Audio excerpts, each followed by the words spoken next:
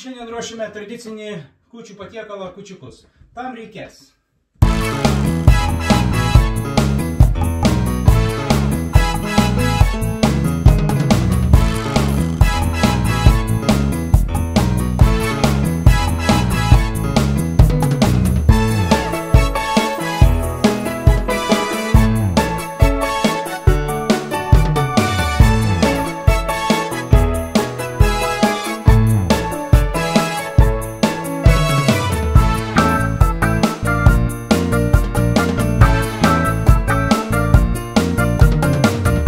tik 7. Visi turi šaldytuvę ir visur visi turi spintelėse.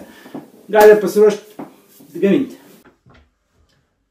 Visų pirma, reikia persijoti miltus. Turiu tokį aparačiuką. Taigi, siemu šaukštą. Hop.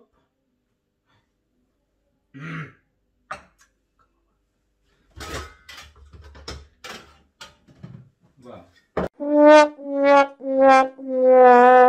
Gavosi čia gražiai.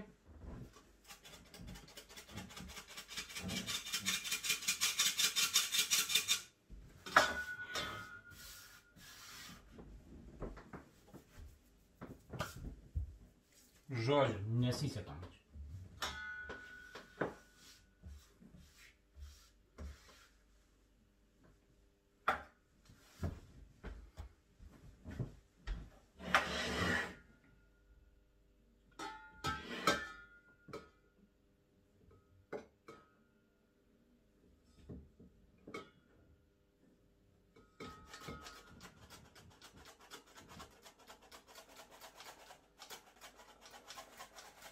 Aš nežinau, kad taip galim daryti. Galvoju, kam tas aparatas skirtas čia kažkoks. Taigi va, persijojom miltus. Tada reikėtų pašildyti pieną, bet tokį tik vos temperatūros pagal kūno temperatūrą turi būti. Nes jeigu peršildys, tai mielės tam ir gatava. Taip.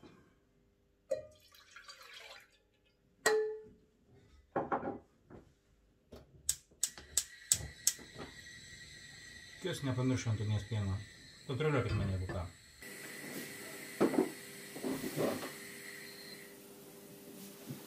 Tik neperšildyti. Nu, paskui atvėsinsiu lauką. Taigi, pienas pašilo. Galėjo būti vėsesnis, bet gal ne per karštas.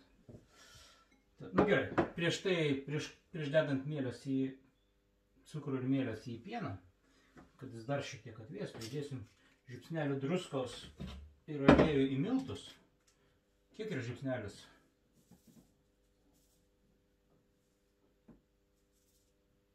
Žiupsnelis. Taip. Aliejus.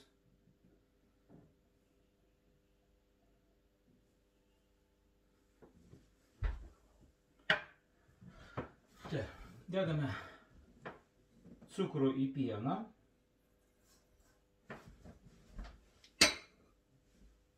Ir išmaišome.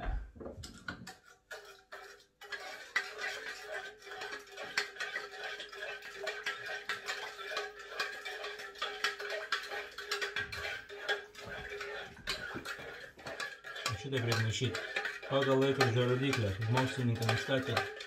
Tai mokslininkai taiso aš.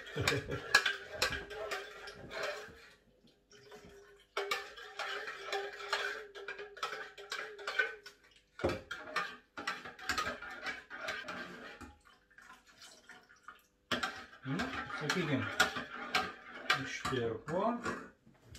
Tada dedam sausas mielės, mes naudojam. Galima ir šlapias, tada be šiek tiek kitokią technologiją.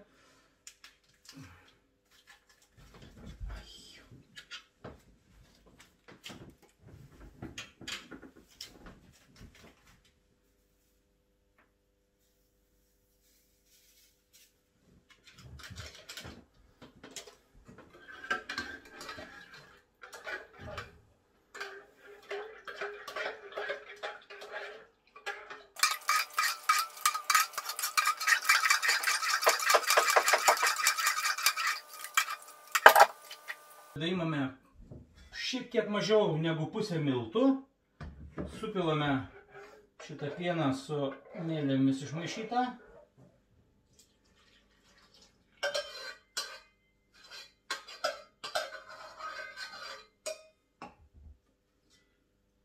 Taip. Ir kas turi tokią maišyklę tešlos, tai reikia dar mokėti čia suerti. Aha, va. Pirmo greičio nereikia stipriai sukti. Ir tegu maišas. Kol pasidarys tokia dar neminkoma tešla, tada ją reikės paruošti pastovėjimui, pusę valandos palaikyti ir sudėti likusius miltus. Neužilgo tai padarysim.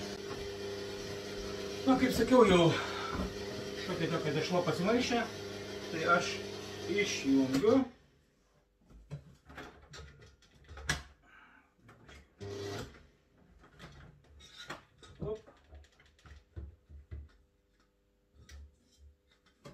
Ir tokią tešlą palaikom 30 minučių uždengus švariu rankšluosčiu. Šiltoj vietoje. Nu, sakykime, virtuvė nešalta, tai užtenka virtuvės. Taip. Laikas. Taip, pusė. Ok, laukiam. Taigi, pastovėjo pusę valandos mūsų tešla. Sudėsim likusius miltus ir aguonas.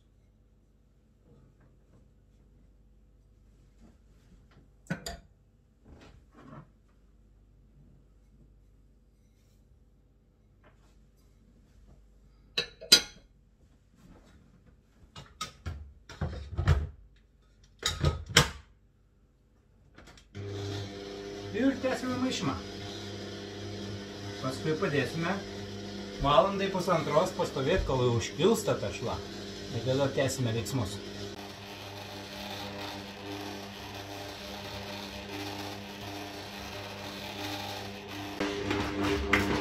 O matot jau koksai susiminkė guzas. Mes jį išjungiam. Hop. Ir išimam. Ir vėl uždedam su rankšluosčiu. Pastovėti valandai, gal net ir pusantros. Nu ką, tešla jau iškilo. Laikas pjaustyti ją mažus gabaliukus.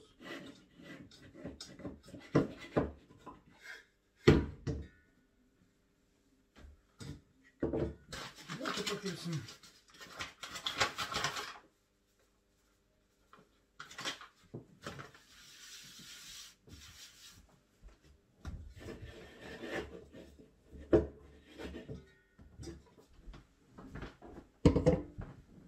Reikia šiek tiek išminkyti, kad išeitų oro burbuliukai.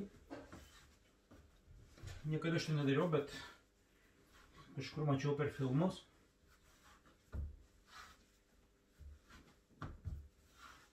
Daug nereikia.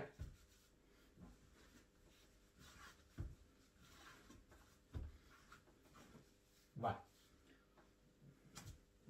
Tada imam nedidelius gabaliukus. Reikia, dabar gal kokio čia dydžio padaryti.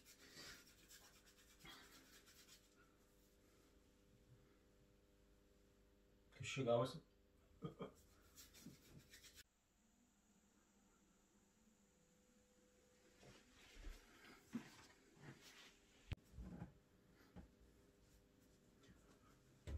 Nu, žodžiu, bet tokias dešrytės reikia padaryti. Ne kaip man čia gaunasi. Vinio, tempu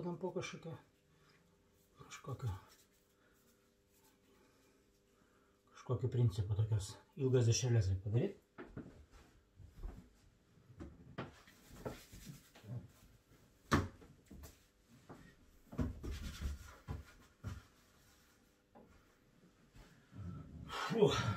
Kažką padariau. Dabar reikia įpilti truputėlį aliejaus į skardą. Ne. Ne. Galima aliejaus, galima kepimų popieriaus. Pritaikysiu senovinį būdą. Dar mano močiutė tai darydavo. Reiškia, į skardą reikia supjausti mažais gabaliukais tas dešrelius Bet galima su žirklėmis tai padaryti.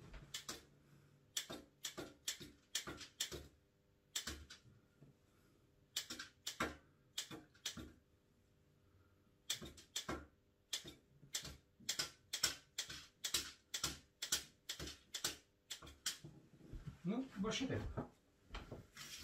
Galim čia kažkur padėti arčiau.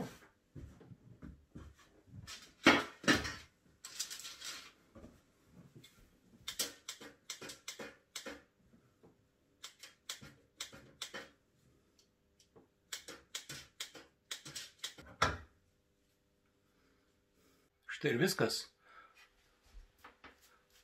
Ruošinys paruoštas.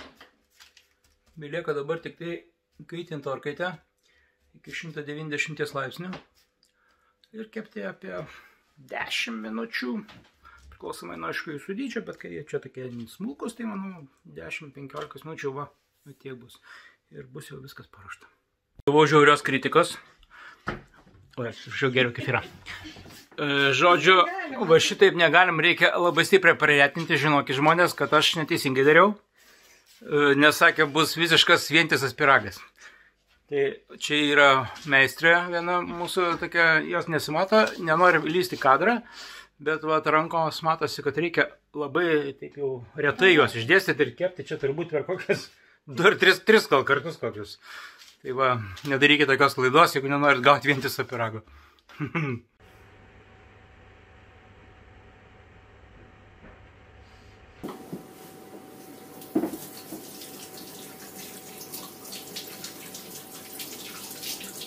Matau. Štai ir kučiukai. Švęskime visi saugiai. Gerų švenčių.